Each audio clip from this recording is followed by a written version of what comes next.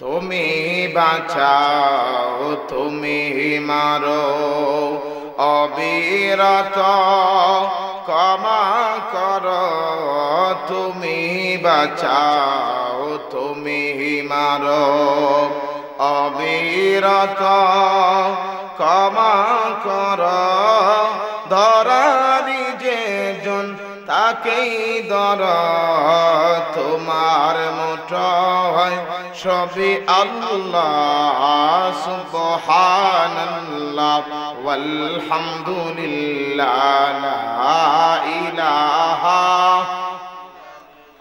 জোরে সুবহানাল্লাহ ওয়ালহামদুলিল্লাহ লা ইলাহা তোমার দেওয়া রিজিকে অবাধ্য হয় কেমন করে তোমার দেওয়া রিজিকে অবাধ্য হয় কেমন করে খুঁজে না পাই কোনো বাসা শুকর গুজার করার আল্লাহর সুবহানাল্লাহ ওয়ালহামদুলিল্লাহ লা ইলাহা লা জোরে সুবহানাল্লাহ ওয়ালহামদুলিল্লাহ লা ইলাহা লা ইলাহা ইল্লাল্লাহু মুহাম্মাদুর রাসূলুল্লাহ সাল্লাল্লাহু আলাইহি ওয়াসাল্লাম। আসেন সামান্য সময় ইসমে জাতের জিকির করি। আল্লাহ আল্লাহ আল্লাহ আল্লাহ আল্লাহ আল্লাহ আল্লাহ আল্লাহ আল্লাহ আল্লাহ আল্লাহ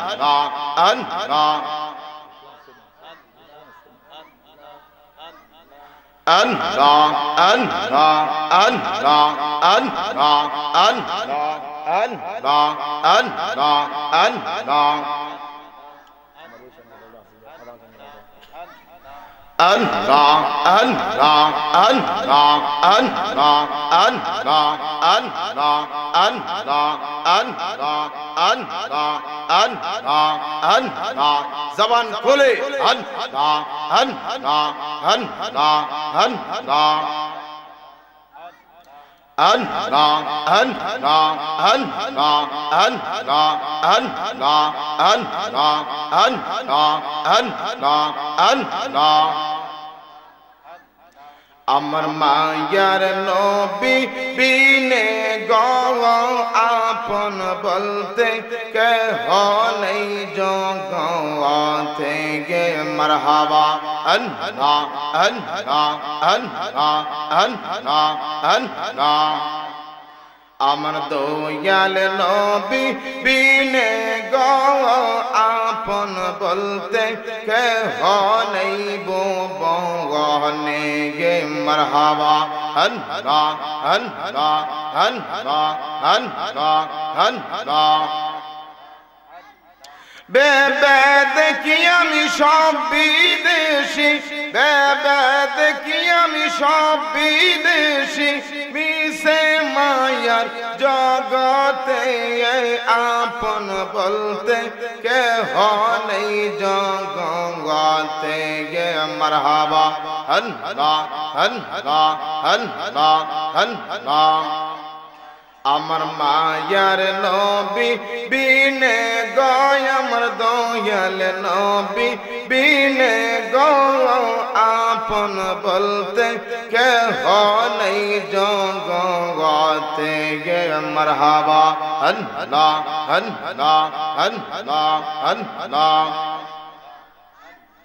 আল্লাহ আল্লাহ আল্লাহ আল্লাহ Allah Allah Allah যারা তোমার অতি গয়া পবন, যারা তোমার অতি গয়া পবন, তারা সবাই মিলে মিশে পরাইবে কাফন। মারহাবা আল্লাহ আল্লাহ আল্লাহ আল্লাহ। और যারা তোমার অতি গয়া পবন, তারা সবাই মিলে মিশে পরাইবে কাফন। মারহাবা আল্লাহ আল্লাহ আল্লাহ আল্লাহ আল্লাহ। তারা আবার করবে দাফন, তারা আবার করবে দাফন, রাখিব নিজুম ঘরে তেয়ে আপন বলতে কেহ নেই জগতে গে। মারহাবা আল্লাহ আল্লাহ আল্লাহ আল্লাহ। আমার মায়ার নবী বিনে গয়, আমার দয়াল নবী বিনে গয়, আপন বলতে কেহ নেই ভুবনে গে। মারহাবা আল্লাহ আল্লাহ আল্লাহ আল্লাহ। নবীজি আমরার জীবনের জীবন, নবীজি আমরার জীবনের জীবন, মায়ার নবীর মহব্বত নিয়ে আমরার হয় যে নমরগন। মারহাবা আল্লাহ আল্লাহ আল্লাহ আল্লাহ আল্লাহ আল্লাহ। ওরে নবীজি আমরার জীবনের জীবন, মায়ার নবীর মহব্বত নিয়ে আমরার হয় যে নমরগন। মারহাবা আল্লাহ আল্লাহ আল্লাহ আল্লাহ আল্লাহ আল্লাহ আল্লাহ আল্লাহ আল্লাহ আল্লাহ আল্লাহ। লা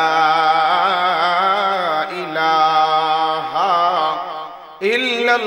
ইল্লাল্লাহু মুহাম্মাদুর রাসূলুল্লাহ সাল্লাল্লাহু আলাইহি ওয়াসাল্লাম।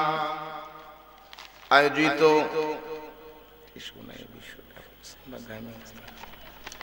নূরপুর ইসলামী সুন্নি যুব সংঘের উদ্যোগে 11তম বার্ষিক সুন্নি মহাসম্মেলনে সম্মানিত সভাপতি জনাব মোহাম্মদ আলহাজ গোলাম কিবরিয়া চৌধুরী বেলাল সাহেব, চেয়ারম্যান 7 নং নূরপুর ইউপি, সহ সভাপতি জনাব মোহাম্মদ শাহাবুদ্দিন সাহেব, বিশিষ্ট মুরব্বী নূরপুর জনাব মোহাম্মদ আক্তার হোসেন সাহেব, বিশিষ্ট মুরব্বী নূরপুর, প্রধান অতিথি আন্তর্জাতিক খ্যাতি সম্পন্ন মুফাসসিরে কুরআন, বিশিষ্ট ইসলামিক চিন্তাবিদ হযরতুল আল্লামা মুফতি সৈয়দ মুকাররম বারি সাহেব, দরবারে বারিয়া শরীফ চট্টগ্রাম, বারাকাল্লাহু তাআলা ফি হায়াতি।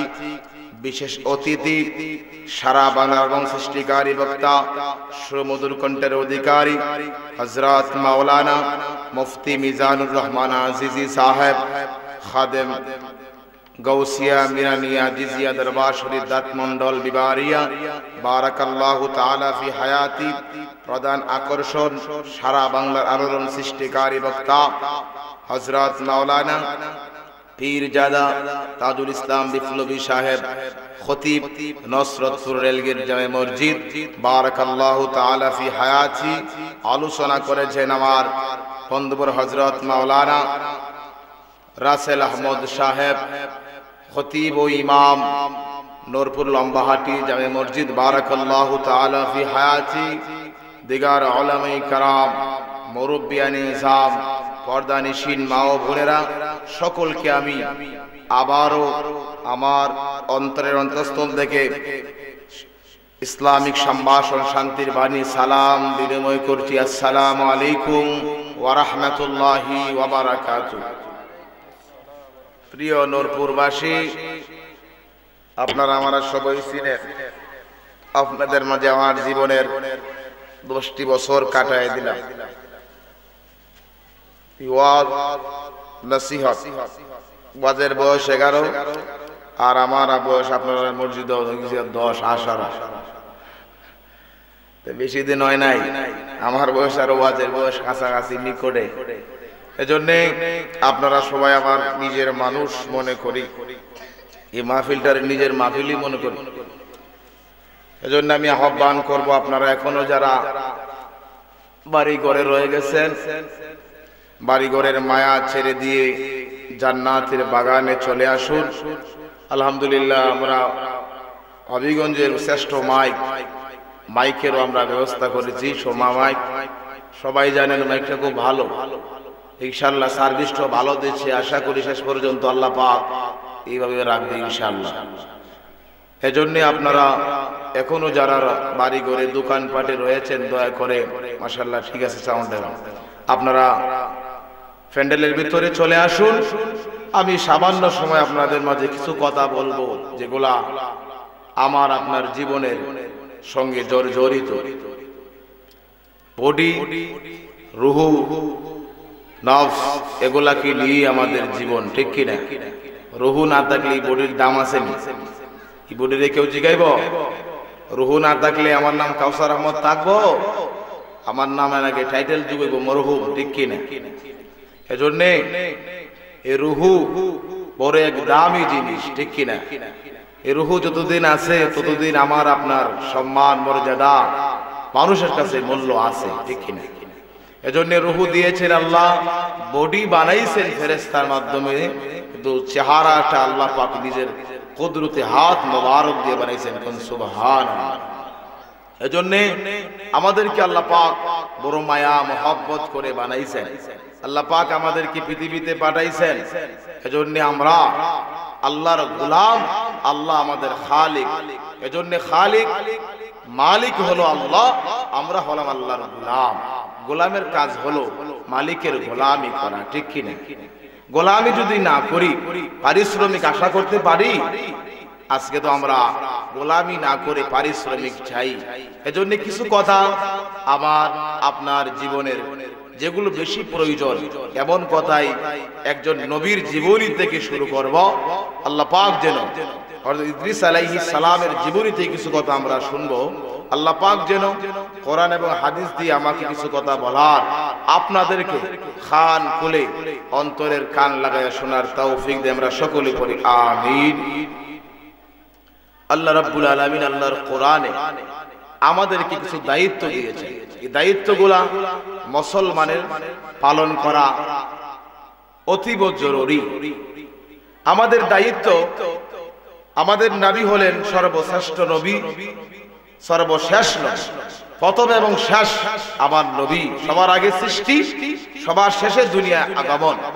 এজন্য আমার নবীজি হলেন খাতামুন নবিয়্যিন। নবীজির মাধ্যমে নবুয়তকে আল্লাহ খতম করে দিয়েছেন, শেষ করে দিয়েছেন।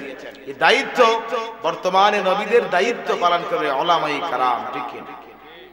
এজন্য নবীজির দায়িত্ব উলামায়ে কেরাম পালন করে বিদায় আমরা আজ আপনাদেরকে আহ্বান করতেছি, আসেন মাহফিলে কিছু কথা শুনেন, আমল করার চেষ্টা করুন। আল্লাহ রাব্বুল আলামিন আল্লাহর কোরআনে বলে দিয়েছেন, এই যে প্যান্ডেলটা সাজলো, স্টেজ হলো, আপনারা প্রস্তুতি গ্রহণ করলেন, এগুলা হলো মুসলমানের একটা দায়িত্ব আমরা পালন করতেছি মানুষকে জানিয়ে দেওয়ার জন্য। এজন্য এটা নিয়ামত। এই নিয়ামত এই নূরপুর গ্রামের জন্য, এলাকাবাসীর জন্য, আশেপাশের মানুষ, আশেপাশের গ্রামের মানুষের জন্য ওটা একটা নিয়ামত, ঠিক কিনা? এজন্য এই নিয়ামতকে পাওয়ার পরে নিয়ামতের শুকরিয়া আদায় করতে হয় কিনা? এজন্য আমরা আসুন আল্লাহ রাব্বুল আলামিনের দরবারে শুকরিয়া আদায় করি যে মহান মালিক মাওলা দয়া করে মায়া করে আমাদেরকে এই জান্নাতের বাগানে আসার বসার তৌফিক দিয়েছেন। সেজন্য আমরা সকলেই জবান খুলে পড়ছি আলহামদুলিল্লাহ। আল্লাহ রাব্বুল আলামিন আল্লাহর কোরআনে বলে দিয়েছেন, আমি যখন তোমাদেরকে নিয়ামত দিব, আমার নিয়ামত পাওয়ার পরে তোমরা নিয়ামতের শুকরিয়া আদায় করো, কোন সুবহানাল্লাহ। আল্লাহ রাব্বুল আলামিন আল্লাহর কোরআনে আমাদেরকে ওয়াজ করেছেন। আল্লাহ বলেন, আল্লাহ রাব্বুল আলামিন আমাদেরকে জানায় দিয়েছেন, আমার গোলামেরা তোমরা শোনো, আমার নিয়ামত পাওয়ার পরে যদি তোমরা আমার গোলামি করো, আমি আল্লাহ রাব্বুল আলামিন তোমাদের নিয়ামতকে আরো বাড়িয়ে দিব, কোন সুবহানাল্লাহ। এজন্য নিয়ামত দেওয়ার মালিক আল্লাহ। আল্লাহ পাক নিয়ামত দান করেন। আল্লাহ পাক আমাদের কি ভালো রাখছেন, সুস্থ রাখছেন, এটা একটা বড় নিয়ামত, ঠিক কিনা? এই সময়ে অনেক মানুষ কিন্তু হসপিটালে আছে কিনা, হাসপাতালে আছে কিনা, অনেকে বাড়িতে বিছনা বেডের মধ্যে পড়ে আছে, শোয়া আছে, বসতে পারে না, শোয়া আছে, দাঁড়াইতে পারে না, এমন অসুস্থ মানুষ আছে কিনা? আছে। এজন্য আল্লাহ রাব্বুল আলামিন বলেন, হে পৃথিবীর গোলামেরা, আমি তোমাদেরকে নিয়ামত দান করেছি, এর মধ্যে বড় নিয়ামত সুস্থতা। তোমরা সুস্থ আছো, তোমরা যারা সুস্থ আছো আমার শুকরিয়া আদায় করো, আলহামদুলিল্লাহ পড়ো, তাহলে আমি আল্লাহ রাব্বুল আলামিন তোমাদেরকে আরো নিয়ামত বাড়ায় দিব, কোন সুবহানাল্লাহ। لئن شكرتم لأزيدنكم ولئن كفرتم إن عذابي لشديد قل الله أكبر। আল্লাহ রাব্বুল আলামিন বলেন, ও পৃথিবীর মানুষেরা তোমরা শোনো, যখন তোমরা আমার নিয়ামত পাওয়ার পরে শুকরিয়া আদায় করো, আমি আল্লাহ রাব্বুল আলামিন নিয়ামতকে বাড়ায় দেই। আর নিয়ামত পাওয়ার পরে যারা তোমরা আমার শুকরিয়া আদায় করা কুফরি করো, নিয়ামতকে অস্বীকার করো, আমি আল্লাহ রাব্বুল আলামিন তোমাদের জন্য রেখে দিয়েছি কঠিন আযাবের ব্যবস্থা। এজন্য আমার আব্বারে অবশ্যই আল্লাহ রাব্বুল আলামিন নিয়ামত দিয়েছেন, শুকরিয়া আদায় করতে হবে। নিয়ামত পাওয়ার পরে আল্লাহর গোলামি করতে হবে, শুকরিয়া আদায় করতে হবে। এজন্য শায়ের বলেছেন, শুকরি নিয়ামত, নিয়ামতে আযু কুনাত। আল্লাহর যে গোলাম শুকরিয়া আদায় করে, আল্লাহ রাব্বুল আলামিন খুশি হয়ে তার নিয়ামতে বারাকাত নাজিল করে দেয়, কোন সুবহানাল্লাহ। আমার ভাইয়ারা বাবারা, এই জন্য আল্লাহ রাব্বুল আলামিনের একটা নিয়ামত আজকের এই মাহফিলটি। আল্লাহ রাব্বুল আলামিন মুসলমানদের কিছু দায়িত্ব দিয়েছেন। আমরা যারা মুসলমান, আমরা যারা আল্লাহর গোলাম, আমাদের দায়িত্ব হলো আমরা মানুষকে আল্লাহর দিকে ডাকবো, ঠিক কিনা? আল্লাহ রাব্বুল আলামিন বলেছেন, ওয়া তাআওয়ানু আলাল বিররি ওয়াত তাকওয়া ওয়া লা তাআওয়ানু আলাল ইসমি ওয়াল উদওয়ান। আল্লাহু আকবার। আল্লাহ রাব্বুল আলামিন বলেন, হে পৃথিবীর গোলামেরা, তোমাদের দায়িত্ব হলো, তোমাদের কর্তব্য হলো, তোমাদের ডিউটি হলো, তোমরা যারা আমার গোলাম, তোমরা যারা মুসলমান, তোমরা যারা আমি আল্লাহকে ভয় করো, তোমার কাজ হলো তোমরা ভালো কাজে মানুষকে অংশগ্রহণ করাইবা, ভালো কাজে মানুষকে আহ্বান করবা, ভালো কাজে সহযোগিতা করবা, ভালো কাজে দান খায়রাত করবা। আমি আল্লাহকে ভয় করে ভালো কাজে অংশগ্রহণ করবা, কোন সুবহানাল্লাহ। ভালো কাজে তোমরা যাইবা, এবং ওয়ালা তাআওয়ানু আলাল ইসমি ওয়াল উদওয়ান, গুনার কাজে, ফাহশা কাজে, যেই কাজে গেলে ইমানের নূর মরে যায়, যেই কাজ করলে শয়তান খুশি হয়, মহান আল্লাহ বেজার হয়ে যায়, নারাজ হয়ে যায়, এমন কাজ থেকে তোমরা বিরত থাকবা। এজন্য আজকের মাহফিলে আসলে কে খুশি হবেন? আল্লাহ। বেজার হবে কে?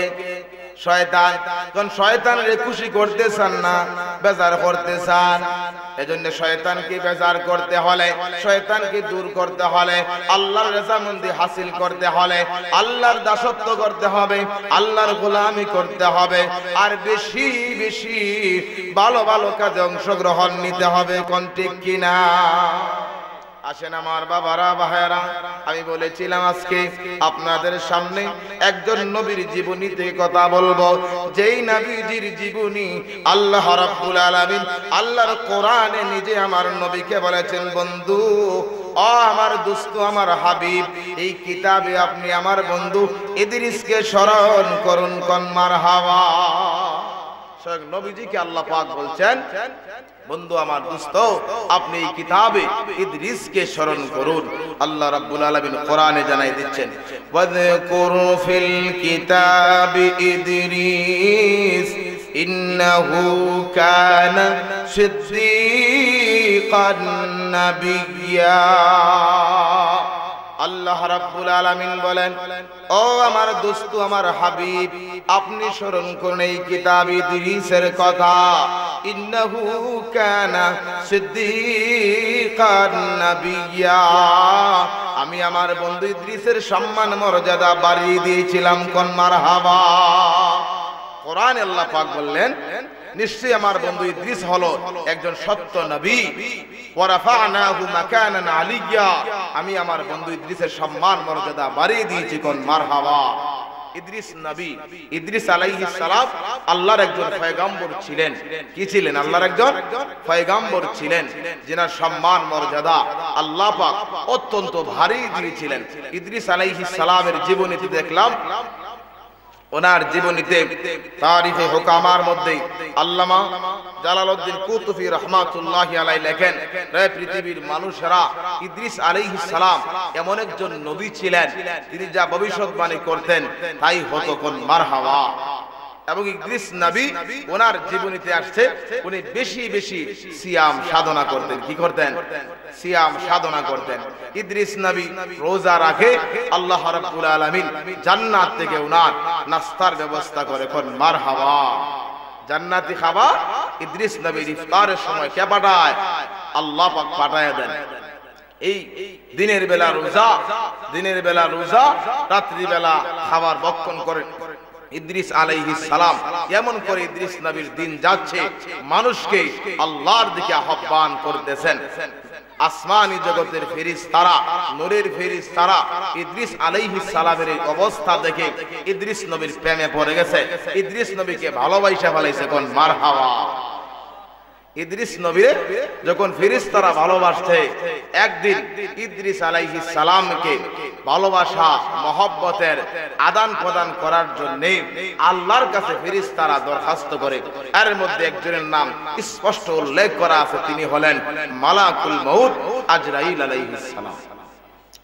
হযরত মালাকুল মউত আজরাইল আল্লাহ রাব্বুল আলামিনের কাছে যাইয়া বলে, হে আল্লাহ, আমি আপনার বন্ধু ইদ্রিসকে বলো ভালো লাগে আমার, আমি আপনার বন্ধু ইদ্রিসের সঙ্গে বন্ধুত্ব করতে চাই।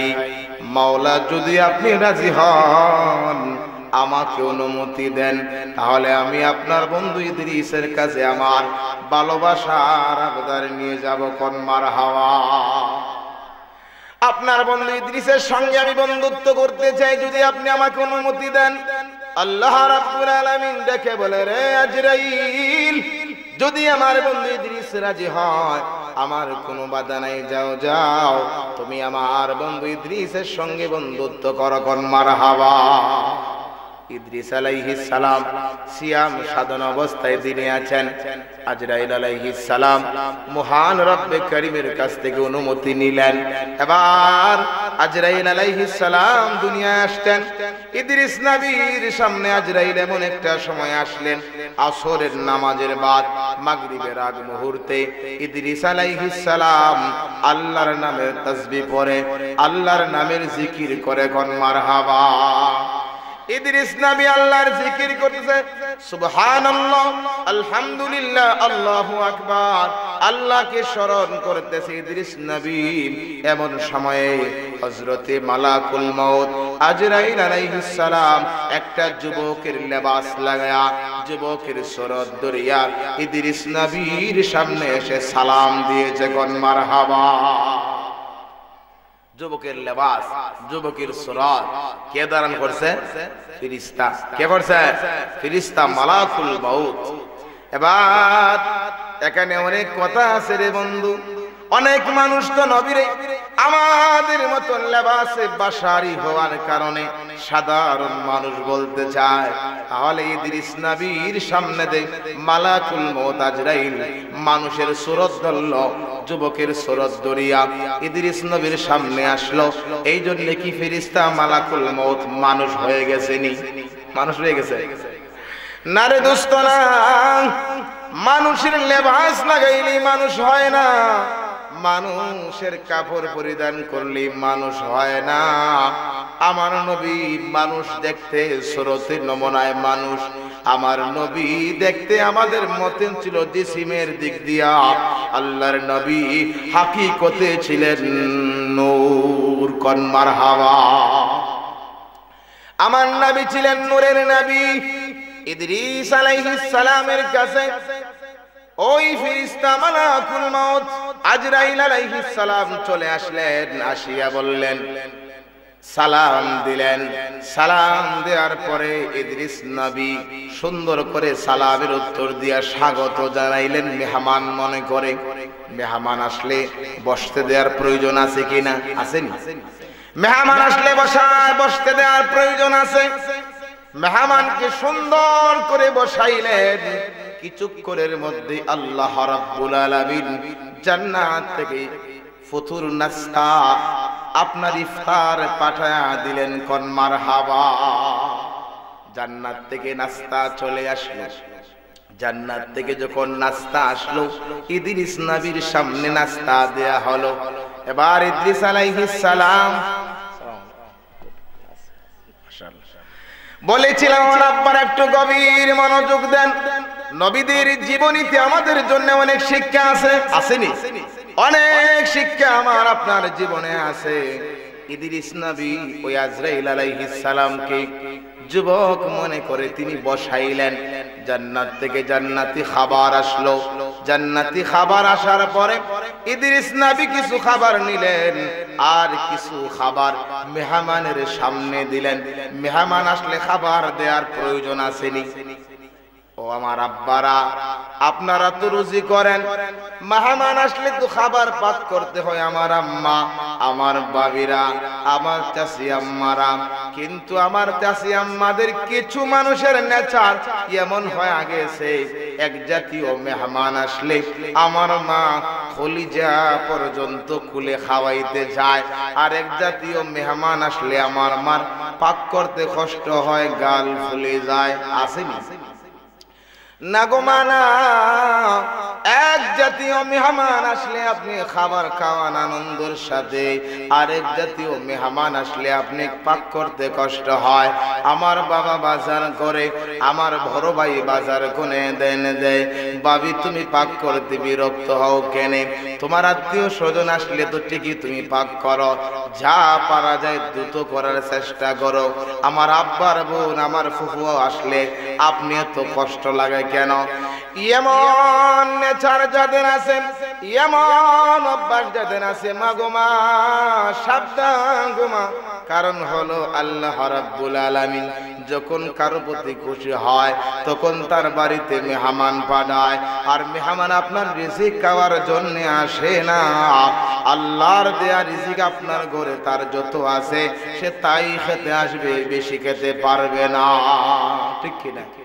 এই জন্য মা বোনদেরকে বলবো, আমার মা বোনেরা, এখান থেকে আপনাদের শিক্ষা হলো, যেই বাড়িতে মেহমান আসবে আপনার ঘরে যা আছে আমার চাচা যা এনে দিবে আপনি তাই পাক করে খাওয়াবেন।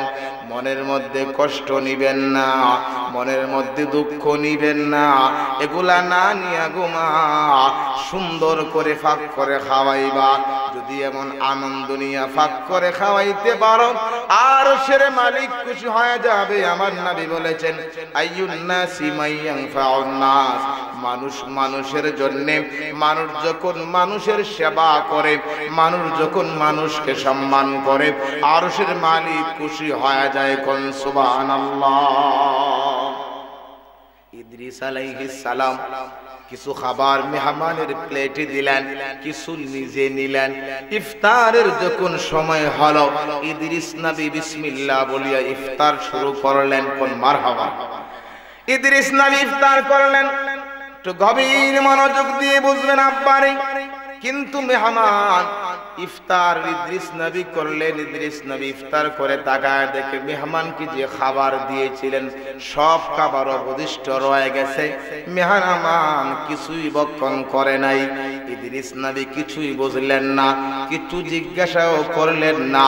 ইদ্রিস নবী তাকায় দেখে রাত্রি যখন শুরু হয়ে গেল, ওই আল্লাহর মেহমান এমন মেহমান তিনি সারা রাত আল্লাহর গোলামিতে কাটায় দিলেন, ক্লান্তিও আসলো না। কোন মারহাবা। আল্লাহর নূরি জগতের ফেরেশতারা খাবারের প্রয়োজন হয় না, ঠিক কিনা? ফেরেশতারা খায়, ফেরেশতাদের খাবারের প্রয়োজন হয় না, ফেরেশতাদের ক্লান্তি আসে না, ফেরেশতাদের আনিজি লাগে না। আমার বন্ধুরে, আমার আব্বারা, আল্লাহর নবী ইদ্রিস আলাইহিস সালাম তাকা দেখে সারা রাত ইবাদত করে কাটায় দিছে। কোন সুবহানাল্লাহ। সারা রাত যখন চলে গেল, ইদ্রিস আলাইহিস সালাম ভোরবেলা মেহমানকে ডাক দিলেন, ও আগত মেহমান, আমার ভাই আসেন, আপনাকে নিয়ে কিছু সফর করে আসি, আল্লাহর কিছু নিদর্শন আপনাকে দেখাই। কোন মারহাবা। আপনার বাড়িতে মেহমান আসলে, আমরার বাড়ি মেহমান গেলে, আমরাও মানুষকে আমাদের বাড়ির পাশে সুন্দর জায়গা থাকলে দেখানোর জন্য নিয়ে যাই কিনা? যাইনি? ইদ্রিস নবী বললেন, আসেন, আপনি আমার বাড়ি আসছেন, আসেন, আপনাকে আমি কিছু জায়গা নিদর্শন দেখাই আনি। আল্লাহ রাব্বুল আলামিন আমাদেরকে কোরআনে বলেছেন, আল্লাহ রাব্বুল আলামিন বলেন, কুল সিরু ফিল আরদি সুম্মা আনজুরু কাইফা কানা আকিবাতুল মুকাদ্দিবিন। কোন আল্লাহু আকবার। আল্লাহ রাব্বুল আলামিন বলেন, হাবিব দোস্ত আমার, আপনি আমার গোলামদেরকে, আমার বান্দা বান্দীদেরকে জানা দিন, তারা যেন আমার জমিনে সফর করে, কি করে? জমিনে ভ্রমণ করে।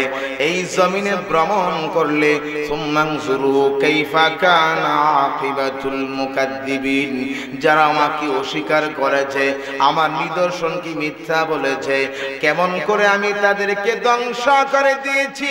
বন্ধুরে, তাদেরকে এগুলা দেখাইতে হবে, তারা দেখবে, দেখার পরে তাদের বুঝে আসবে। যাও, আপনি তাদেরকে এগুলা জানায় দেন। আমার বন্ধুগণ, এই দিকে খেয়াল করে ইদ্রিস নবী বলেন, আসেন, আমি আপনাকে নিয়ে কিছু সফর করে আসি, কিছু ভ্রমণ করে আসি। এই লোকটারে নিয়ে পয়গম্বর ইদ্রিস নবী বের হয়ে গেলেন। কোন মারহাবা।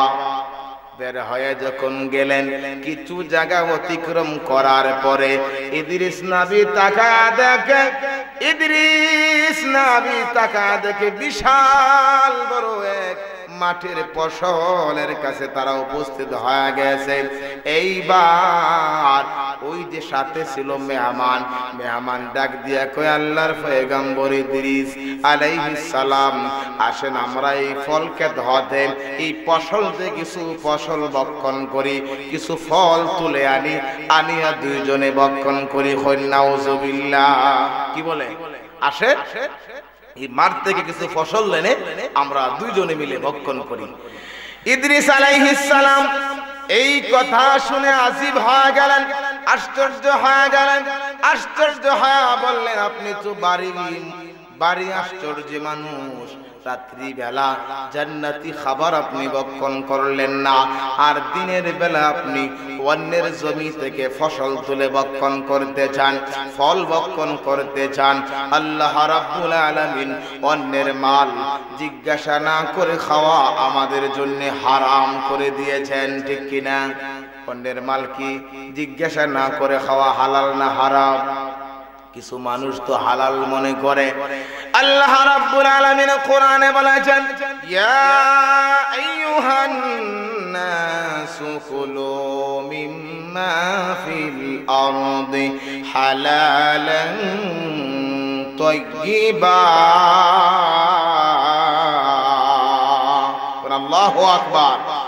আল্লাহ রাব্বুল আলামিন বলেন, রে পৃথিবীর আমার গোলামেরা, তোমরা জেনে রাখো, আমি আল্লাহ রাব্বুল আলামিন তোমাদের জন্য যা হালাল করেছি তা তোমরা ভক্ষণ করো। হালাল হলো হবে না, হালালান তাইয়্যিবা, পবিত্র হতে হবে। জুড়ে কোন ঠিক কিনা?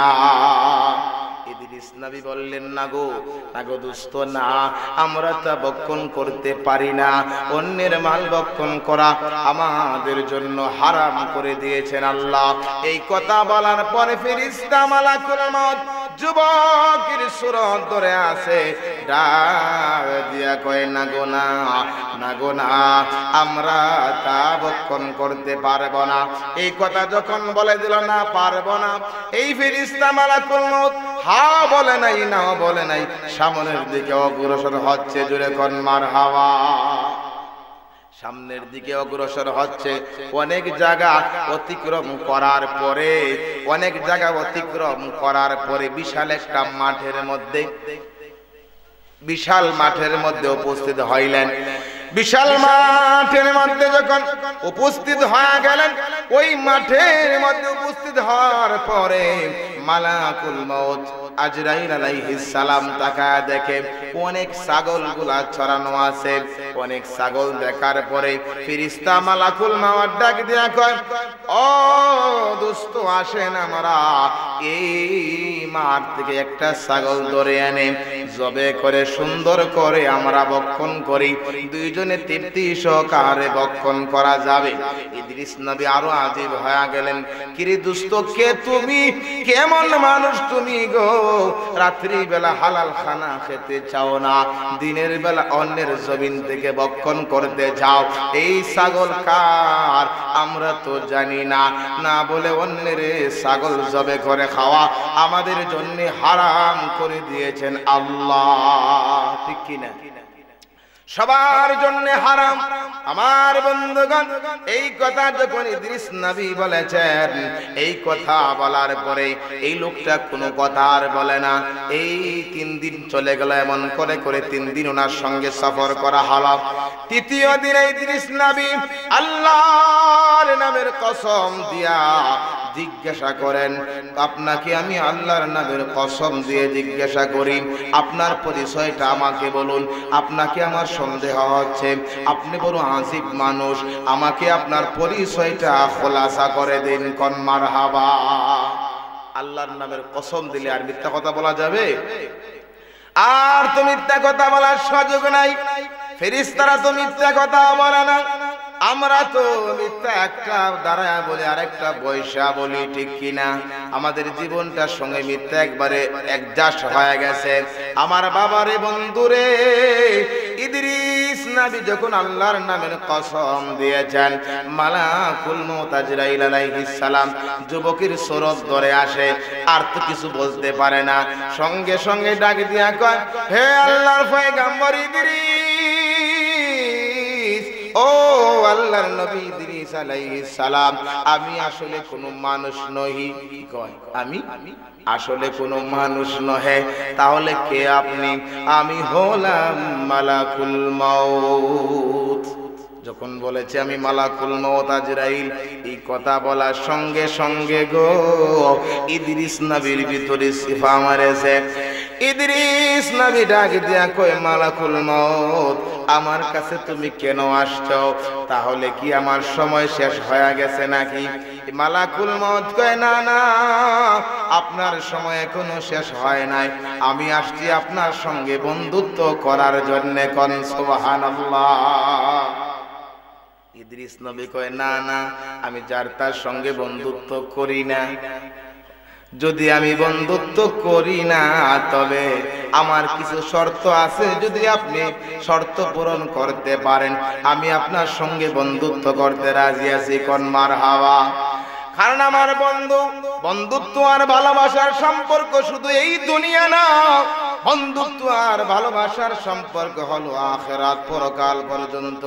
আমার মায়ার নবী বলেছেন, আল মারউ মা মান আহাব্বা ইলাইহি, এই পৃথিবীতে যার সঙ্গে যার মহব্বত থাকবে, যার সঙ্গে যার ভালোবাসা থাকবে, যার সঙ্গে যার বেশি চলাফেরা হবে, তার সঙ্গে সে ময়দানে হাসরে থাকবে। এই জন্য আমার বাবারা, আমার ভাইয়ারা, যার তার সঙ্গে বন্ধুত্ব করা যাবে না, যার তার সঙ্গে চলাফেরা করা যাবে না। ভালো মানুষের সঙ্গে বন্ধুত্ব রাখতে হবে।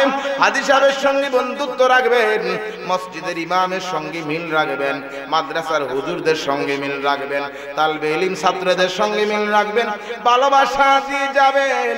বেনামাজির সঙ্গে বেশি মিশবেন না, সুদখোরের সঙ্গে মিশবেন না, ঘুষখোরের সঙ্গে মিশবেন না, জেনাখোরের সঙ্গে বেশি মিশবেন না। সব সময় খেয়াল করবেন যার সঙ্গে চলব সে যেন আল্লাহওয়ালা হয়, আল্লাহর গোলাম হয়। আল্লাহর গোলামের সঙ্গে চললে এই গোলামের সঙ্গে ময়দানে হাশরে আপনাকে আল্লাহ পাক তুলে দিবেন। কোন সুবহানাল্লাহ। ইদ্রিস নবী বললেন, ঠিক আছে, এক নাম্বার শর্ত, আপনি তো তামাম পৃথিবীর মানুষ নয়, যত প্রাণী আছে গো সবার তো রূহ আপনি কবজ করেন, আমি করি। তাহলে এক নাম্বার শর্ত হলো, যেহেতু আপনি প্রাণীর রূহ কবজ করেন, প্রাণ হরণ করেন, আপনি আমারে প্রাণ হরণ হইতে কত কষ্ট, কত যন্ত্রণা আমাকে আপনি অনুধাবন করান। মালাকুল মউত আজরাইল বলে, এটা আমার ডিউটি, কিন্তু সময় না হলে পারি না। কি কয়? সময় না হলে পারি না। আল্লাহ রাব্বুল আলামিন কোরআনেও বলেছেন, কুল ইয়াতাওয়াফাকুম মালাকুল মাউত আল্লাযী উকিলা বিকুম সুম্মা ইলা রাব্বিকুম তুরজাউন। আল্লাহু আকবার। আল্লাহ রাব্বুল আলামিন বলেন, রে পৃথিবীর মানুষেরা শুনে রাখ, তোরা জেনে রাখ, তোদের যাদের প্রাণ আছে প্রাণ হরণ করবে মালাকুল মউত, তার ডিউটি হলো এটা, তার দায়িত্ব এটা।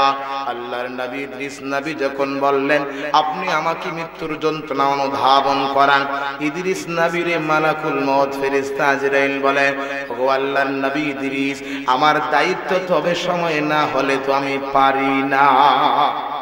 ইদ্রিস নবী বলেন, যাও তুমি আল্লাহর কাছ থেকে সময় নিয়ে আসো।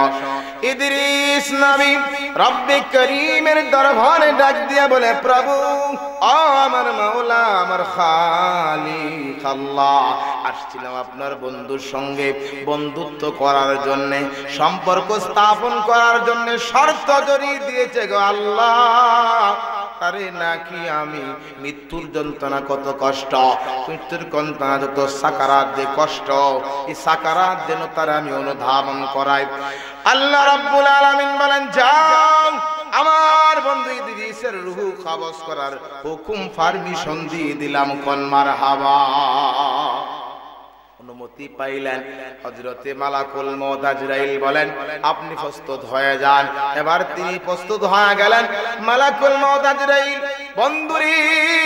বন্ধুর জান বন্ধু কবজ করবে, বড় সতর্কতার সাথে কবজ করে, ঠিক কিনা? বড় আদরের সাথে কাজ করবে। এক বন্ধুর অপারেশন যদি আরেক বন্ধু করে, বড় কেয়ারফুল থাকে, আমার দুস্থ যেন কষ্ট না পায়, ঠিক কিনা বলেন? আল্লাহর নবী ইদ্রিস আলাইহিস সালামের রূহ কবজ করার জন্য হযরত মালাকুল মউত হাত মোবারক যখন ইদ্রিস নবীর সিনা মোবারকের উপর রাখলেন, রূহটা কবজ করবেন, ইদ্রিস নবী অনেক কষ্ট অনুধাবন করলেন। আল্লাহ রাব্বুল আলামিন কোরআনে বলছে, রে পৃথিবীর গোলামেরা, ওয়াজাআত সাখরাতুল মাউত বিল হক যালিকা মা কুনতা মিনহু তাহিদ। কোন আল্লাহু আকবার। আল্লাহ রাব্বুল আলামিন বলেন, মৃত্যুর যে যন্ত্রণা সাকারাত, সাকারাতে তো কঠিন যন্ত্রণা, যে যন্ত্রণা কোনো মানুষকে কথা দ্বারা বোঝানো সম্ভব না। আল্লাহর নবী ইদ্রিস তেনার রূহ কবজ করা হয়ে গেল। আরেকজন ফেরেশতা চলে আসলেন। আল্লাহ রাব্বুল আলামিন ডাক দিয়া কয়, আজরাইল, রূহটা তোমার কাছে রাখো, রূহটা ছেড়ে দাও। আল্লাহর হুকুমে আবারও ইদ্রিস নবীর ভিতরে আল্লাহ পাক রূহটা প্রবেশ করাই দিয়েছেন। কোন সুবহানাল্লাহ। ইদ্রিস নবী যখন জীবিত হলেন আবার রূহ চোখে চলে আসলো। ইদ্রিস নবীর কামনে ইদ্রিস নবীর কাছে আরেকজন ফেরেশতা এসে উপস্থিত হলেন, যার নাম হলো হযরত জিবরিল আলাইহিস সালাম। হযরত জিবরিল এসে বলে, ও ভাই ইদ্রিস, ও আল্লাহর পয়গম্বর ইদ্রিস আলাইহিস সালাম, কিছুক্ষণ পূর্বেই তো আপনার মৃত্যু হয়েছে, বলেন তো মৃত্যুর যন্ত্রণাটা আপনার কেমন মনে হয়েছে? ইদ্রিস নবী আল্লাহর একজন পয়গম্বর। ইদ্রিস নবী ডাক দিয়া কই, রে পৃথিবীর মানুষেরা, তোরা জেনে রাখ, ও ভাই জিবরিল, আমার এমন হয়েছে যখন মালাকুল মউত আমার রূহটা কবজা করে, আমার মনে হয়েছে একটা জীবিত ছাগলকে উল্টা খসাইলে যেমন কষ্ট হয়, উল্টা ছিললে যেমন কষ্ট হয়, টানে হাসরে ছিললে তার চাইতে আমি ইদ্রিসের বেশি কষ্ট হয়েছে। জোরে কোন আল্লাহু আকবার। রে আমার বন্ধু, কিসের পিছনে ঘুরাইতেছ? কিসের পিছনে পাগল হয়ে গেলে, মাওলারে ভুলে গেলে? একজন নবী হওয়ার পরে যদি এত কষ্ট অনুধাবন হয়, আপনার আবার রূহটা বের হতে কত কষ্ট হবে, এই বিষয়টা ভাবার দরকার আছে কিনা? এই জন্য আমার মায়ার নবীজি, আমার দয়ার নবীজির যখন রূহ কবজ করা হবে, হযরত জিবরিল আসলো, হযরত আজরাইল আলাইহিস সালাম আসলেন, ফেরেশতারা কণ্ঠন শুরু করেছে, স্বয়ং জিবরিল পর্যন্ত কেঁদেছিল। ওই দিন জিবরিল বলেছিল, ইয়া রাসূলুল্লাহ, ইয়া হাবিবাল্লাহ, ওগো মায়ার নবী, ওগো দয়ার নবী, আমি সব নবীদের কাছে গিয়েছি গো নবী, তবে আপনি মুহাম্মদুর রাসূলুল্লাহর কাছে আমি যতবার আসছি গো নবী, এতবার কোন নবীর কাছে যাই নাই। আপনি নবী চলে গেলে আমার বড় কষ্ট লাগে। নবী ডাক দিয়া কই, জিবরিল রে, আমি তো চলেই যেতে হবে। আল্লাহ পাক আয়াত নাযিল করে দিয়েছেন, বন্ধু, আপনার পূর্বে যারা ছিল তারাও দুনিয়ার থেকে চলে গেছে, আপনাকেও যেতে হবে, এটা দুনিয়ার রীতি। তবে আপনি যদি থাকতে চান, হায়াত বাড়িয়ে দেয়া হবে।